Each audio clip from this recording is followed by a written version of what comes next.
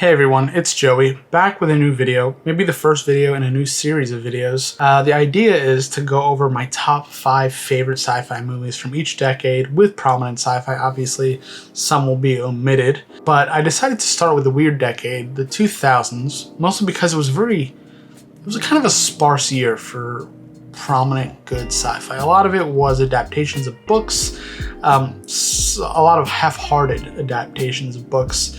And some were just, there's a lot of campy, zany sci-fi, which, has its place, but I think there were some that stood out from the bunch for me. And maybe you'll agree, maybe you won't. We'll see. But I picked 5 that I thought really have their place and people go back to them and rewatch them. Again, maybe you'll agree, maybe you'll disagree, and I think some were a little bit of ahead of their time, or maybe they kind of broke ground in certain areas. So let's get into it. My number 5 pick is 2005's The Hitchhiker's Guide to the Galaxy, adaptation of the Douglas Adams novel. I thought, I watched this when I was kind of young. I had read the book, loved the book. If you haven't read the book, you should read the book. You should read all the books. I'm still getting through all the books. But I thought The Hitchhiker's Guide to the Galaxy adaptation was fantastic. I thought the cast was fantastic. It's one I still watch, and that's kind of the prerequisite for a lot of the movies on this list. Have these kind of stood the test of time? Am I rewatching them? Am I still enjoying them? And this is one I rewatch probably a couple times a year, once or twice a year maybe. It's still funny. It captured the humor, the satirical kind of zany, silly humor of the Douglas Adams books, and it did it well, and I think that's in no small part due to the cast. Sam Rockwell, Zooey Deschanel, Martin Freeman, Bill Nighy, Alan Rickman, R.I.P. It was just a fantastic movie, beautifully done. Okay, number 4 is maybe one that you might have seen coming, but it's 2005's Star Wars Revenge of the Sith. Now, I'm not some prequel hater. I enjoyed the prequels for the most part. I think it set up a lot of stuff that we know in A New Hope and Empire and Return. I think it did it well, and I know a lot of people are coming around to the prequels now, and I think it's well deserved. I think they are better than they were made out to be. And I think a lot of the technologies shown there and used there are, paved the way for a lot of other CGI and special effects work that came, years afterward. And even today we see it with The Mandalorian, things that were set up in Revenge of the Sith. So I think it's important for this to be a part of this list. I think it is an important sci-fi movie. I think it is going to be a timeless sci-fi movie. People, whether you like it or not, people still sit down to watch this movie, to critique this movie, to think about what this movie sets up, especially with the last 3 films, whether you like them or not, see how they connect in a lot of ways.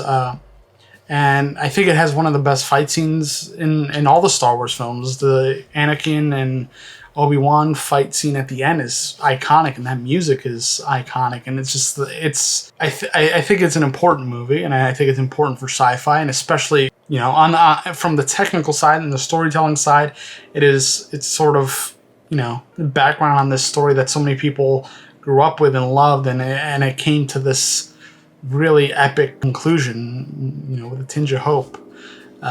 So I think it's just an important sci-fi movie, and it's influenced the generation, including myself, and maybe in generations to come, I'm sure. And I think it's going to remain in people's libraries as long as Star Wars is. So I think it's just a landmark movie, and I think it's an important movie, and I think it's a movie that's going to stick around. For my number 3 pick, I picked 2008's WALL-E by Pixar, Disney. Now, this one might come as a surprise to some, but I think WALL-E is kind of hits at what makes sci-fi so special to me. It says something, it has charm, it has heart, it has hope, and I think it's why WALL-E is such an underrated sci-fi film, and it's such an underrated, important sci-fi film. And I'm a big fan of Pixar and what they do with their movies.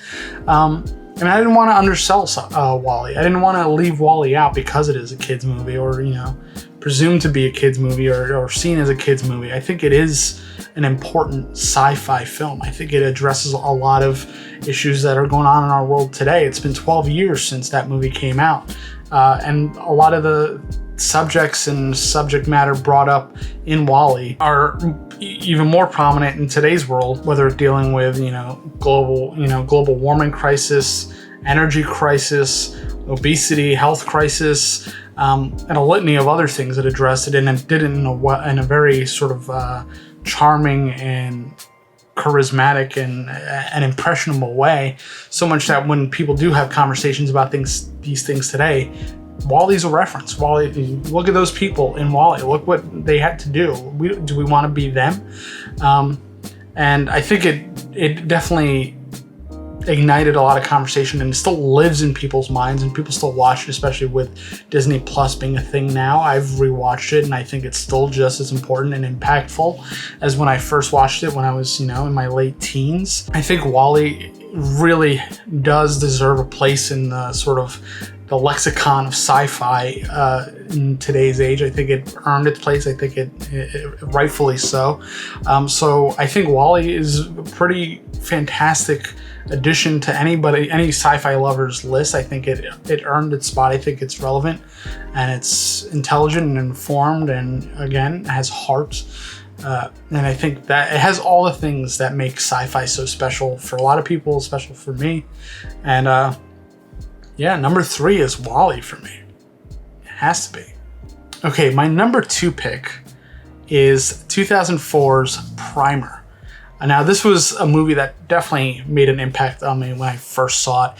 I had dipped my toe very little into the world of quantum physics and time travel and, sort of quantum theory and all this stuff. So this was kind of my entry into that. And it dealt with these guys that just, they figure out time travel. They figure out a way to travel through time, a way that, the physics and time and everything works. And they get into some trouble. Obviously they're trying to figure it out as they go. And the circumstances kind of boggled my mind. It kind of, it was kind of one of those mind explosion moments when I saw it. And again, I think this movie, because it was sort of a more independent movie, I'm looking at the budget. The budget was $7,000. It looks like it was shot, kind of guerrilla style, something with a camera, and they had a script and they just made the movie.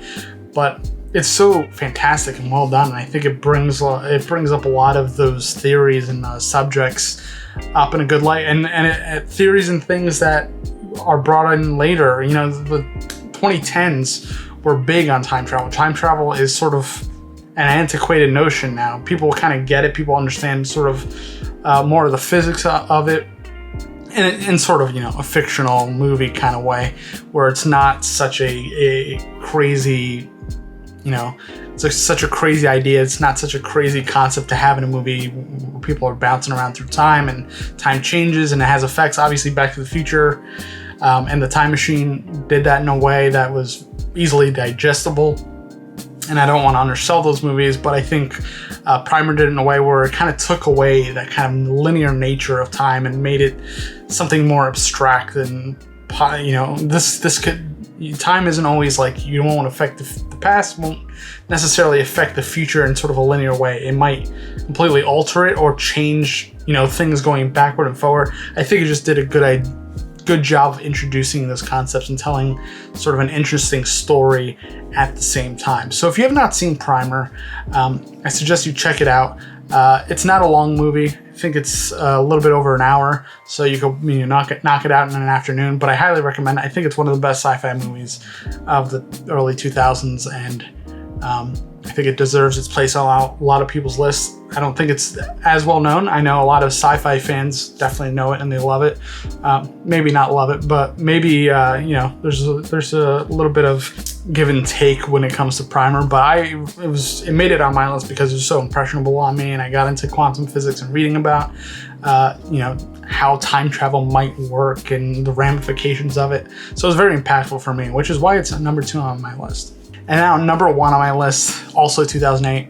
And a lot of you might see this coming because it is one of my favorite movies just in general, period. But my number 1 movie is Matt Reeves' Cloverfield. Now, Cloverfield, I think, came out in such a unique period. I don't think people were expecting something like this. A couple of years after, September 11th, we tried to veer away from sort of the disaster, especially dealing with New York and stuff like that. And the marketing campaign was so vague and mysterious. Nobody knew what it was. The poster was evocative and a little disturbing. So I'll never forget going in to see Cloverfield when it released at my local theater, which is no longer running, sadly. It was such an experience. Even in that little local, crappy theater, I remember just being so enveloped with this story. And I know some people had problems with just the narrative. It's just a love story with a monster in it, which I appreciate. And I know the shaky cam was something a lot of people couldn't get used to or didn't like. But it didn't really bother me. I really loved the style of the movie. And I loved the creature. I love that this might be a creature that already lived here or it came from space. And, it was just this mysterious, like you couldn't figure out what was going on. Why was this creature here? What was it doing? And then you just, you hung out with this group of friends, maybe acquaintances that had to really stick together to, achieve a common goal, which was to get Beth. Rob's the love of his life that he let slip through his fingers, and it either makes you nauseous, or you really like that it's this kind of big love story. This guy has to be with the woman he loves. He has to save her, while this crazy monster is attacking one of the most populated cities in the whole world. Center of the universe, some people say. So number one, Cloverfield for me is a no-brainer. It is one of my favorite movies of all time, and I think it was really a crescendo towards the end of the 2000s. Again, there wasn't a lot of movies in the 2000s, a lot of sci-fi movies that really stuck with me, that I could, I could genuinely say I will be watching for the rest of my life. The ones I listed here today, I think I will be. Most of these movies I watch once or twice a year, if not multiple times a year, especially Cloverfield. Revenge of the Sith, I definitely watch more than once a year. Hitchhikers, I watch more than once a year. Wall-E, I might watch once or two. Well, these are all movies I'm just going to continue watching throughout my life.